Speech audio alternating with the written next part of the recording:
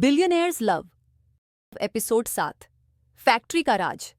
पिछली रात गोदाम में मिला इंसाफ अनाया और रेयांश को थोड़ा सुकून दे गया, लेकिन सुकून का ये पल ज्यादा देर नहीं टिकने वाला था, क्योंकि कहानी अब उन्हें ले जा रही थी उस जगह जहां सब कुछ शुरू हुआ था। रात का सन्नाटा, चारों तरफ अंधेरा और वीरानी। अनाया और रेयांश धीरे धीरे फैक्ट्री के बाहर गाड़ी रोकते हैं।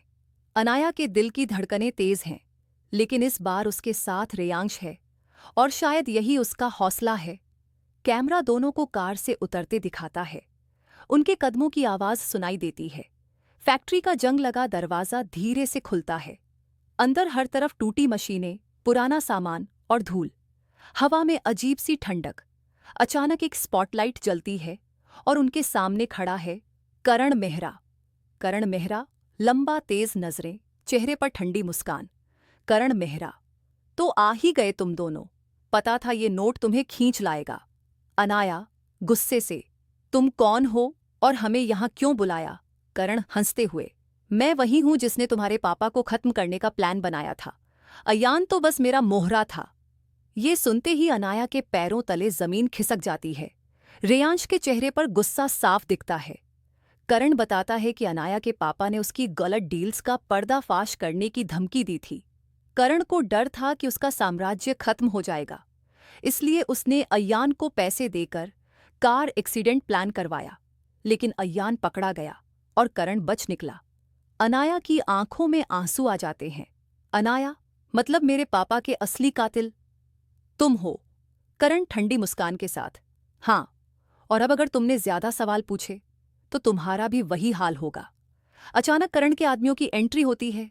चारों तरफ से अनाया और रेयांश को घेर लिया जाता है, लेकिन इस बार रेयांश तैयार है। वो एक एक करके गुंडों से भिड़ता है। फैक्ट्री में जबरदस्त फाइट होती है। अनाया किसी तरह अपने फोन से करण का कबूलनामा रिकॉर्ड कर लेती है। रेयांश करण को पकड़कर दीवार से लगाता है। रेयांश गुस्से से, ये खेल यहीं खत्म होगा करण।